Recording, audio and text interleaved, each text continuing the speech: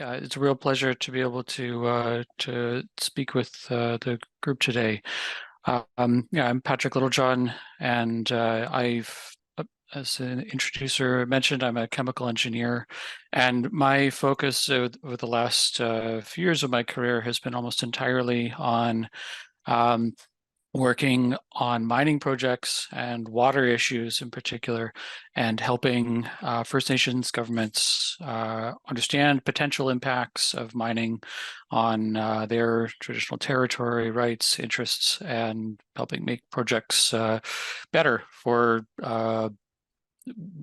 to protect those interests when development really is something that the community wants to see. So I'm calling in from Vancouver Island on the traditional territory of the Snuneymuxw people, and the company I work for, Source, we're all in British Columbia. Mostly work in mining in Yukon, BC, and Alberta.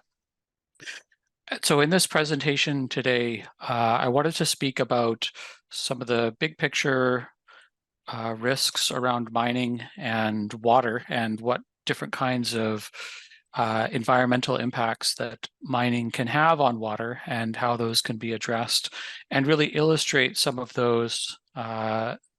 these things through my experience with different mines in British Columbia, well, mostly in British Columbia. I think there's one example outside of British Columbia. I think I also want to just mention I really liked I don't know who the person was, but previous questioner mentioned about Indigenous science rather than Indigenous knowledge.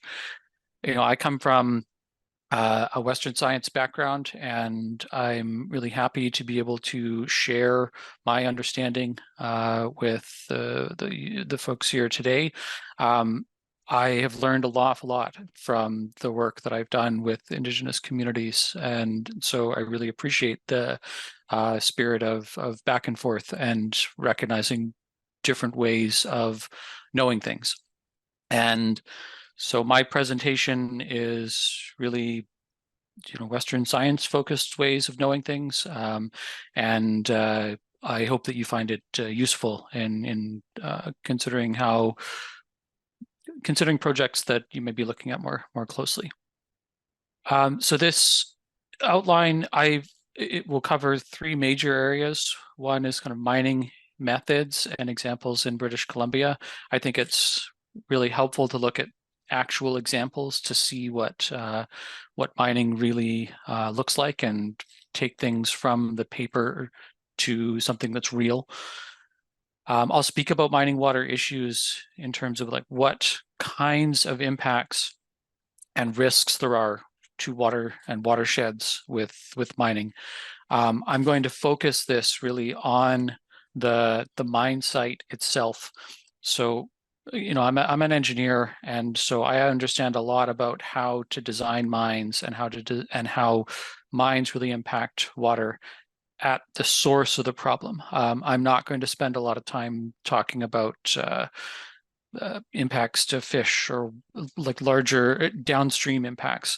I'm really going to focus on the source of the issues at the mine site. I like this picture of the salmon from spawning this year, but I'm not a fish biologist, so I like to stay in my lane. And then the last point I want to mention is about water law development. And I think that this is something that is really a proactive thing that can be done by communities, with community under something that is entirely under community control, and I think is very useful when considering development or allowing development on a territory in a watershed. And so I'll speak about that a bit later as well. Yeah, so I'll start with mining methods. I think that Aaron's touched on this somewhat, but I'll just start with a couple of the major mining methods, and I'm going to focus on major tailings methods, or tailings management methods as well. So to start, I think that open pit mining is probably the most common thing that people think about with mining when they think about, a mine in general. And there's not a better way, in my opinion, to describe it than a great big hole in the ground. I mean, it really is a titanic digging exercise of digging down first through the soil layers on the top, through kind of overburden, the material that is near the ore body, but is not, maybe doesn't contain the useful metals or ore, the things that are being dug up. And then finally getting down into the actual ore body where it's dug up and then processed. There's a number of these open pit mines in British Columbia. I've listed a few examples here. The pictures on the right-hand side here, the top picture is the Red Chris mine, and the bottom picture is the Mount Milligan mine. So the Red Chris mine that's up top is that's actually a picture of the pits. The Milligan photo is not of the pits themselves, but I think, to me, one of the things that really strike me about open pit mining is that it's a very large disturbance area. And by disturbance area, I mean it's a lot of space that's been logged and cleared and is impacted. I mean, you can see that it's all gray and brown. It's a large area of disturbance.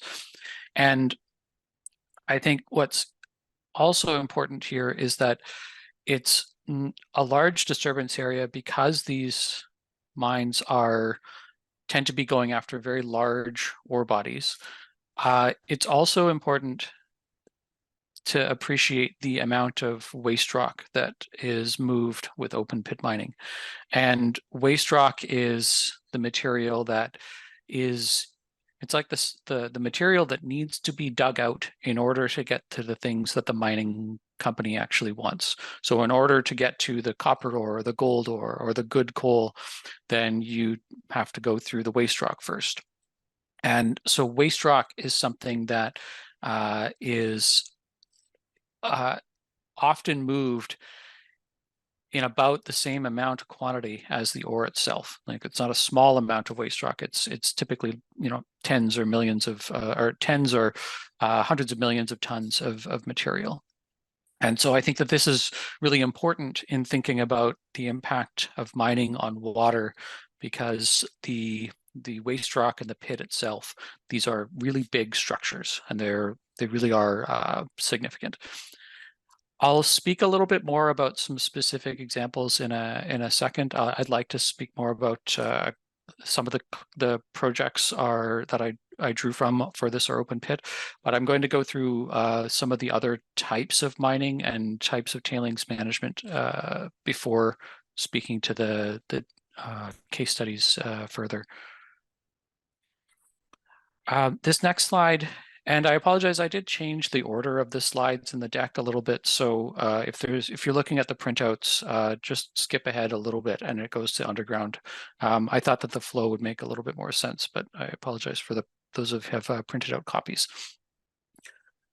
The other major type of mining that happens in BC and really around the world is underground mining. And so here's where, instead of digging out the entire mountainside or the mountaintop or the valley side or what have you, and digging up an exposed hole into the ground, instead it's about tunneling and digging underground, deep into the ground, in order to reach the ore body that's underground. I think that this is generally a more friendly way to do mining for a number of reasons. I think one is that the amount of surface disturbance is significantly lower. If you're not digging a giant hole, if all you have is kind of an opening into the side of a mountain, or often multiple openings, but it's typically the portal or the opening into underground might be the size of 1 or 2 trucks instead of acres and acres and acres of open space. And so there's significantly less disturbance from the mine itself. There still is disturbance on the surface for a tailing storage facility, or for the mill, or for the work camp or road access, those kind of things. There's certainly disturbance from those as well, but the disturbance of the mine itself is much smaller. Another key feature of underground mining is that there is less waste rock that is generated, because instead of digging the entire mountainside out or the entire mountaintop or the entire valley out in order to get to ore, it's a more targeted tunnel that is going to where the good stuff is, and digging that out. And so there ends up being less waste rock that requires management over time. I think the other thing that is good about underground mining is that there is opportunity for underground backfill. And what I mean by that is, while the mine is in operation, you're digging tunnels and removing material out of those holes in the ground. And then later, those holes, once the access is no longer needed, those can be refilled with material. And so it means that there ends up being less mining waste, things like tailings or waste rock or overburden. There's less mining waste on surface compared to in the backfill, or compared to underground, excuse me. And so that's generally positive for projects. Now, it's not to say that underground mining is without risk or without issues. There's certainly underground mines that have problems, and I think that water management around underground mining is still something that's significant. There's no rule that says that an underground mine doesn't have a tailings facility. In these two photos, I've shown the Brucejack mine on the top, where they do lake deposition of tailings, and then the Premier project on the bottom that has a tailings facility, and that's the kind of pond-looking structure on the left of the photo down below. And so a few notable existing underground mines in BC are the Brucejack mine, that's pictured on the top, the Silvertip mine. I'll speak more about that one a little bit more. That's very close to the Yukon border. The Premier mine is in the Nass area, just out, right on the edge of the Alaska Panhandle in BC, near Hyder and Stewart, BC. And then the Britannia mine is closer to Vancouver, and that's been long closed, but I think it's a good example to mention because the Britannia mine water treatment requirements won't really stop in our lifetimes. It's something that they'll need to manage that for a very long time. So I'll come back to the Silvertip one in a little bit here. So we've talked about then the mining method, and the purpose of mining is really to recover ore and then get the valuable metal or valuable product out of the ore, and that goes off to become products or is sold or what have you. But then the remaining leftover material is tailings. And so I think tailings is like a fine, sandy, kind of silty material that is left over. It doesn't contain much, or if any, of the valuable materials, the metals, the things that are actually trying to be recovered, but there is always an awful lot of it. And so there's two main ways to deal with tailings, where there's wet tailings facilities and dry tailings. And so I think wet tailings are the much more common example, and I think that they're much more notorious as well, because this is where you see tailings dam collapses, where that's happened.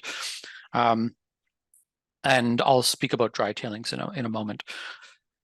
And so with wet tailings, the tailings slurry waste is usually stored behind a dam. And what I mean by a slurry waste is that it's like a mix of sand and water. So it's something that it's not just water. It's not a solid that you can walk on. It's something in between. And so this is usually pumped into a dam or into an impoundment, and then the solids settle over time and you end up with tailings water on the surface.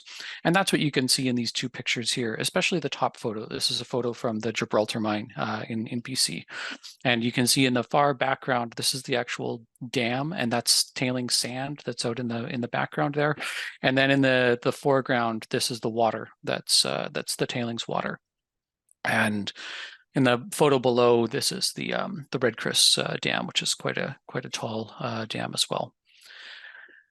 I think a couple of things that I want to mention about this so there's the obvious hazard of what if a dam collapses. I will speak about that a little bit in the context of Mount Poly. But I think the other things that are relevant here is that tailings dams need to be designed and maintained for stormwater and for water management. And what is really important to me there is that you have to think about how would a dam perform under all kinds of circumstances. What if it's too wet? What if it's too dry? What if there isn't enough water to run the mine? What if there's too much water and then there's too much water to store? Those are all things that need to be thought through with dam design and dam management. I think that since Mount Poly, there's been more discussion of the physical integrity of dams, but I think that we still have a ways to go around how to think about water management at sites. And I'll come back to that further as well. And so these are just some of the notable existing wet tailings dams. Mount Poly is the classic one, had that terrible catastrophe, I guess, 9 years ago now. Gibraltar and Redcrest and Indako are other mines with wet tailings in British Columbia. The alternative to wet tailings is having dry tailings facilities where tailings, the same kind of tailings material, are either filtered or some kind of water separation from them, and so that instead of having like a muddy slurry, you end up with something that's more like a pile, more like something that could be stacked. Think like wet sand at the beach for sandcastles, that kind of thing.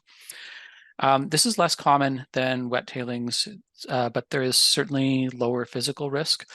I think one of the significant points, though, and I think that Aaron touched on this previously as well, is that there is higher potential for acid rock drainage whenever you have these materials that can make acid rock drainage, sulfide materials, when they are dry instead of underwater. There's more potential for acid rock drainage. And so while I think that dry tailings facilities really are positive, and I think that they are a really good step forward in compared to wet tailings facilities in a lot of ways, there are still risks associated with them, specifically the water quality risks. Overall, I think this is still a better way to go, but it's something to be aware of. The photos on the side here on the top shows the Silvertip project, and you can see kind of the whole project here with the dry stack tailings facility in the top left, and then the mill and kind of camp infrastructure. Well, not the camp, but the mill and mill infrastructure in the middle, and then there's a couple of water storage ponds on the right. And similarly, on the bottom photo, this is a photo of the Greens Creek mine. This is up in Alaska that has dry stacked tailings. I will also note that in both of these projects that are highlighted here, there are still water storage ponds because we live in a very rainy place. There's a lot of snow, there's snow melt, there's storms. And so water needs to be managed even if you have a dry tailings facility. I think also water is really important. It's an important ingredient in the mining and milling process. So it's something that mines can't operate with no water. They need to have some, but they need to have the right amount of water. I spoke about the existing examples of Silvertip and Greens Creek. A couple other proposed dry stack facilities are Caribou Gold, the Caribou Gold project, which is near Barkerville, or would be near Barkerville in BC. That was just recently given it passed an environmental assessment and has a decision there. And then the Kudzukaya project is up in Yukon. That's further behind, and I'm not sure where that one will go, but it is proposed in Yukon and proposed to have a dry stack tailings facility. Now I'm going to illustrate some of these examples a bit, or illustrate some of these concepts a bit more with some examples, because I think this is really what's more helpful, is thinking about how do these concepts really look in practice. So the Gibraltar mine is one that I'd like to speak about. I think this is a really important mine in British Columbia because it's been operated for quite some time.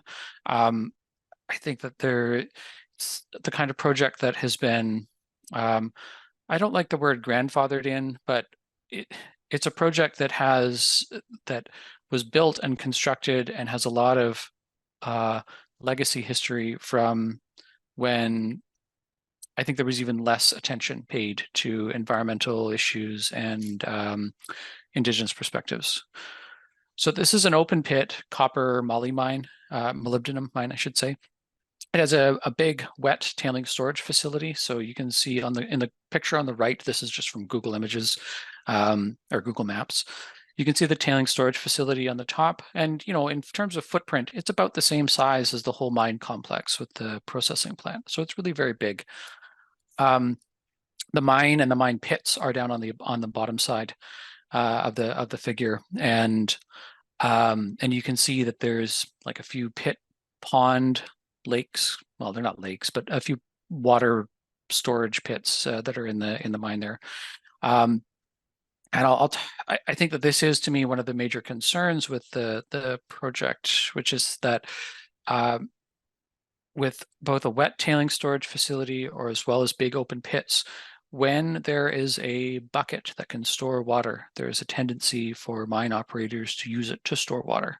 And that can be fine in the short term, but when there's long-term accumulation of water, then that can lead to much more challenging situations. The other thing I'll highlight in the left photo here is all this material kind of in the foreground. These are waste dumps. And so you can kind of get a sense of this is the volume of material, of waste rock that has come out of these pits. And so these are very, very big piles. And reclaiming and remediating these piles could be a lot of work. The other thing I'll highlight on the figure here is IR12. So that is the location of a reserve territory owned by the Estela First Nation. And so that piece of reserve territory used to be a very important community site for fishing and whatnot. It really is not anymore. It's been heavily impacted by the mine because, as you can see, the mine is right next door to it. I don't want to get into the details of how that piece of territory has been impacted by the mine.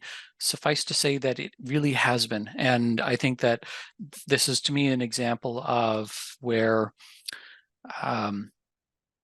I think that new mines are much better about this kind of thing now, but new proposed mines, and the regulatory system is better about this. But I think that this is a really clear example to me of just how resource colonialism works in the 20th, 21st century.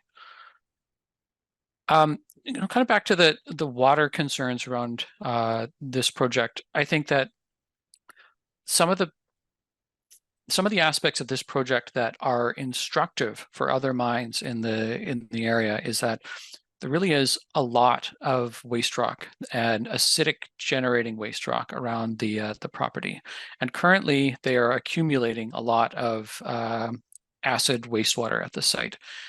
They have some conceptual plans for dealing with it, but I wouldn't say that they're great plans. And so I think that this is a project site where accumulation of mine contact water, of contaminated water, without a good plan of how to manage and discharge it over the long term, it's a real problem for the project. The other thing I'll say is that there is a large surplus of water, and this site does discharge water into the Fraser River from their tailing storage facility.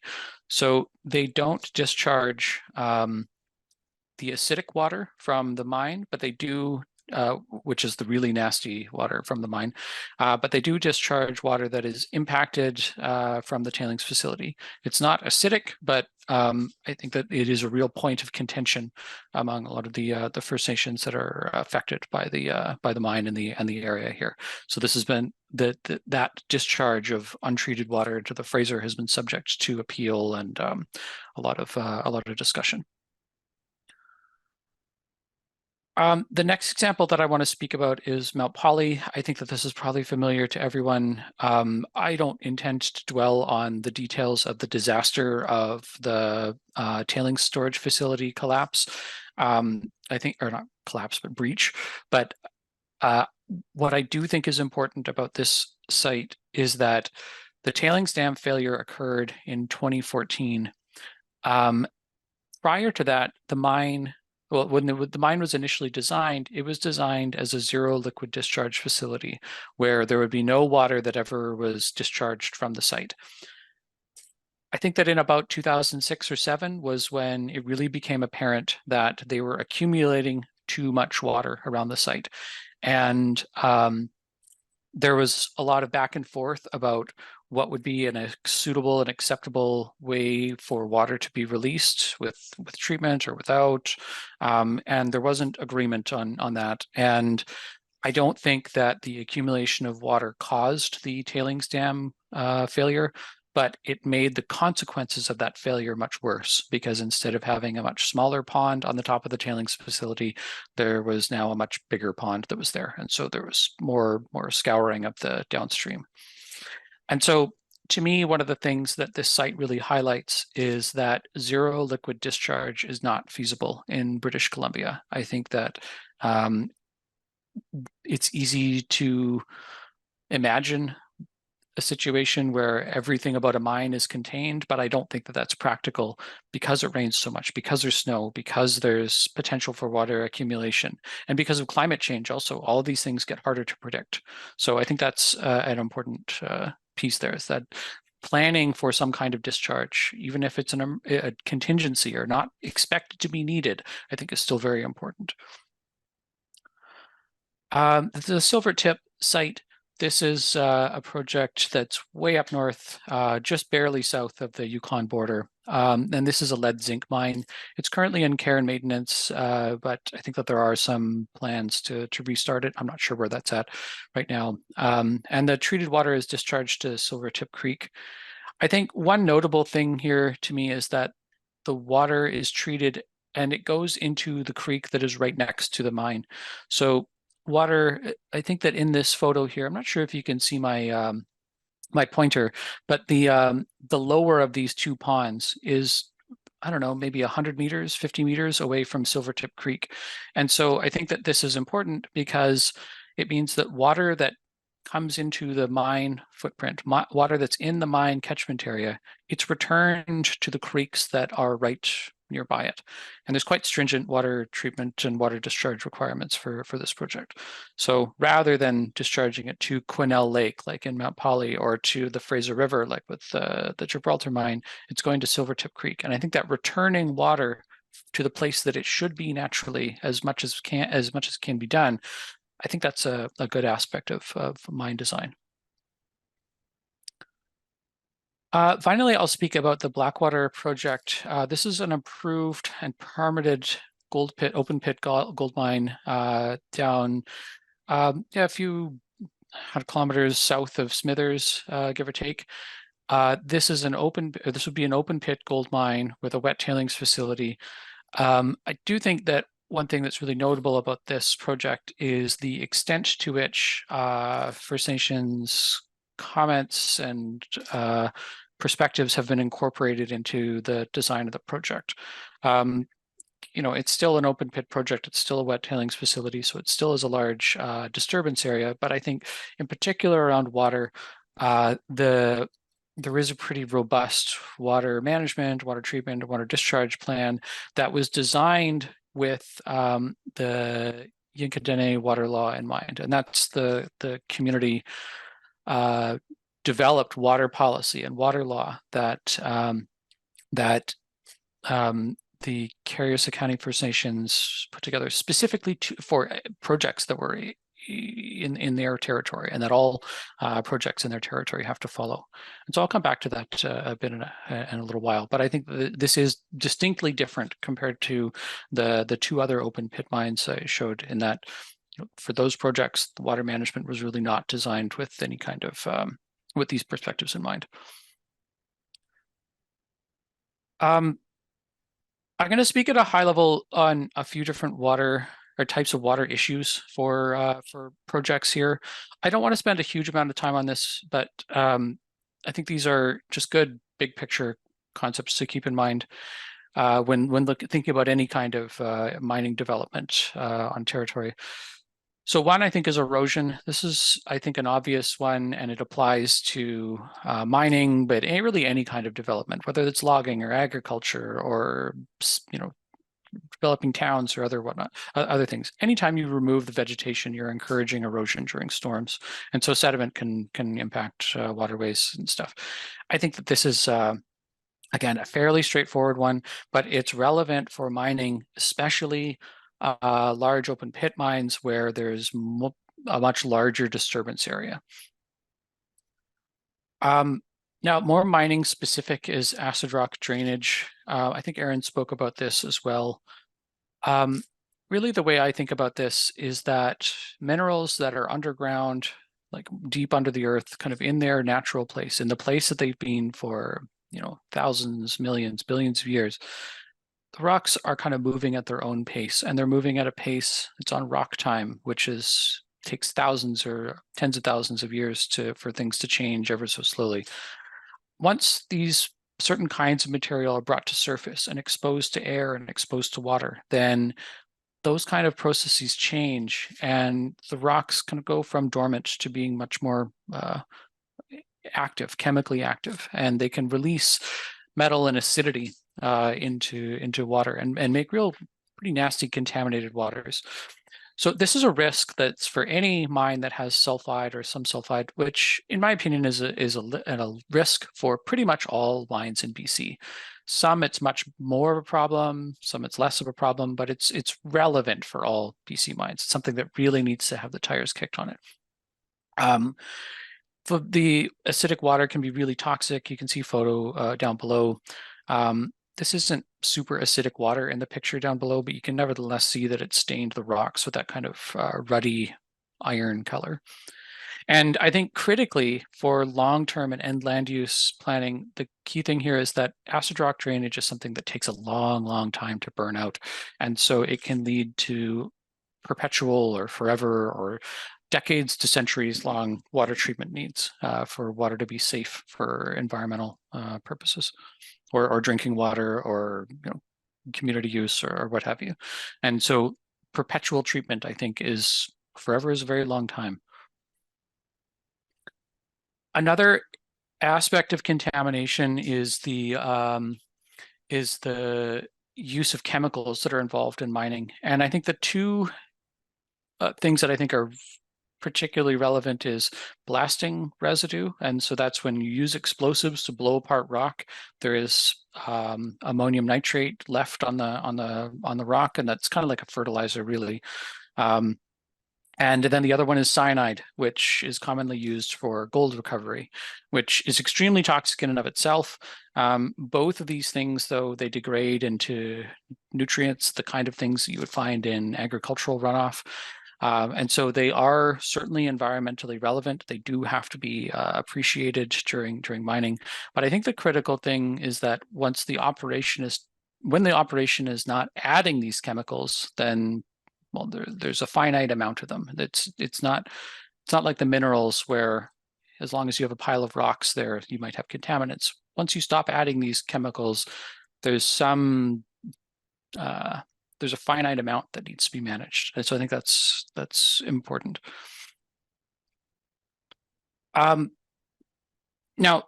the previous things I spoke about were more about water quality. This is more about water management and excess or surplus water.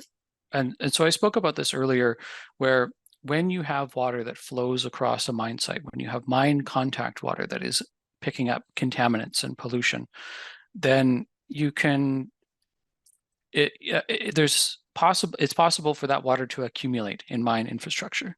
I think about a mine as having a bunch of buckets. There's water storage ponds, there might be an open pit or a tailing storage facility. Those are all buckets where you can store a certain amount of water safely. But I think that like any bucket, there's eventually a lip. And then once you have more than that amount of water in a bucket, well there's no more space in the bucket. And under those kind of circumstances, then it's really important to be proactive and think, what is the risk of this bucket getting filled? And what am I going to do when the bucket is full? And so this impacts planning in a few ways. Like one is thinking about dam safety. Is there a risk of this bucket getting too full and then causing a dam failure of some kind? Thinking about water management infrastructure. How much pumping do you need, and where are your ditches and whatnot? And also water treatment requirements. None of these things are easy to do by the seat of your pants, especially when you're looking for, meaningful consent and collaboration of how water is managed on a site. So these things have to be done proactively. If it's waited, and if it waits until an emergency, it's really hard to make good, respectful decisions in an emergency, because there's only so much that can be done when a couple of months or 6 months or something like that. And so being proactive is super important. The other piece I think is important then is when thinking about water discharge is, where is water going and where is it coming from and where should it go? So when you have a mine, it really disrupts watersheds and it changes the catchment of water that would have flown into this or that creek or lake or pond. Now maybe it flows onto the other side. It flows into the mine. And so it can remove water from natural water courses, and it can reduce flows in small creeks. And I spoke about this a bit in the context of the Gibraltar mine, where Granite Creek, that is a small creek that flowed like right adjacent to IR-12 here, that used to have much more water in it, and now it doesn't, because the mine is there, because all the water, or a lot of the water, flows into the mine. I think as a general principle for best practices in mining, you want to return water to those nearby water courses. You should put water back where it should be, where it came from. And where the tension is in that is that closer streams are not always what mine operators, where they want to put their water, because closer streams are often smaller streams, and smaller streams means less dilution of contaminants.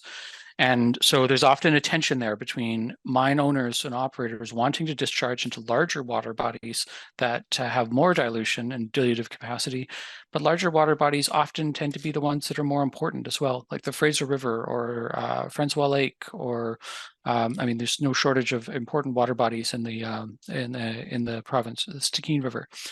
Those, compared to the smaller creeks, tend to be more sensitive, and so there is that tension there. And again, I want to emphasize that it's hard to figure this kind of thing out in a way that is respectful in an emergency.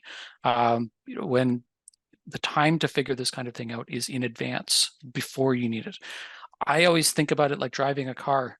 I put on my seatbelt when I sit down. I don't put on my seatbelt right before I think I'm going to get in an accident. That doesn't make any sense. And so that proactivity piece, that comes to the last chunk of this presentation on national water law development. And so I'm going to speak about my experience with this and Source's experience with this with a couple of our First Nations in BC. And really the purpose of these water management policies is to really proactively guide decision-making within the territory and to protect values, and to make sure traditional and environmental values, and to make sure that any potential development that is being considered in the territory aligns with those community values. And I think that the last piece, or the last bullet here, is also very important, because I think that water management policies or water law, that might be something that is entrenched in and codified in a culture, but not necessarily in a way that makes it easy to translate into settler government regulatory systems. And so I think this last bullet here is really important, that the purpose of the kind of water management policies that I'm talking about here is really to mandate that those community values actually get integrated and into the provincial and federal regulatory systems. And so the values might be, protection of waters for wildlife, whether it's, the water column itself, or the fish or invertebrates or other wildlife that uses the water. But I think it's also about protecting rights as well. So be able to fish or collect water for medicine or drinking, for food generation. I think sometimes there is a narrow focus that the purpose of water protection is just to make sure that fish survive, but that's not the same thing as rights and the wide range of things that go beyond just whether or not fish are living in a creek or not. So one example of this is the Yucatán surface water management policy. This slide is a little bit busy here, but I'll just step through it a little bit. The first aspect of this is really a narrative water management objective. And so the overall objective, this is from the Carrier-Sakani First Nations, is that waters within the traditional territories of the Carrier-Sakani First Nations should remain substantially unaltered in terms of water quality and flow. So that's the overall goal of this. And then from there, then they classified water bodies in the territory into class 1, 2, or 3, and I'll come back to that in a second, and then used those classifications to develop numeric water quality standards, the kind of things that integrate really well into provincial, federal, settler regulatory systems. And so land use planning, environmental assessment, environmental regulatory framework, risk assessment, et cetera, and discharge permits and the like. So having that connection, that clear connection between what is the values that are being protected and then those quantitative number limits and objectives, I think is really helpful in making sure that the CSFN values are being considered and incorporated, not just considered, but really incorporated and mandated in development. And so just an example of the water classification system, and this is what this kind of class 1, 2, 3 waters is. I've seen it on a couple of projects or a couple of policies. Class 1 is like the most sensitive water where there's high ecological significance, and typically class 1 water means we don't want this water quality to be impacted at all. It shouldn't be changed at all. And then on the other end, class 3 is water where this is not so sensitive. We want this to be protective. We want fish and wildlife to be able to thrive, but having some amount of change is acceptable as long as it's still protective of the values that are important to us. And then class 2 is sort of in between. Just in the interest of time, I won't spend a huge amount of time on that. This kind of water policy has been used at the Endako mine. So the Nodle and Stilatin First Nations are part of the water quality working group with the BC Ministry of Environment and also the BC Energy Mines and Low Carbon Innovation, EMLI, and so they collectively work together to figure out how to manage water at the Endako site. This is a project where the development of this water law happened after the project was construction completed, and so this water law is really more a target of where they want to get to, or where the group wants to get to. And so those commitments to reach the Yinkadene water law were used to translate those narrative water goals of what are our values, to figure out what those values mean for the nearby water courses, ranging from the big Francois Lake, which is just to the south of the mine, the Endako River to the north, and then the smaller creeks in between. And so those are all codified in the site's continuous improvement framework. And so I think that this is a good example of like a productive working relationship between different types of governments and also the mine operator.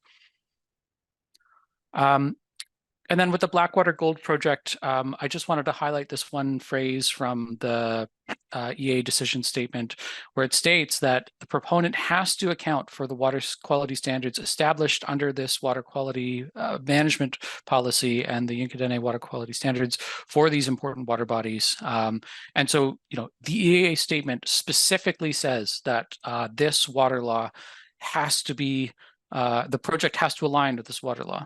So I think that's a really positive thing.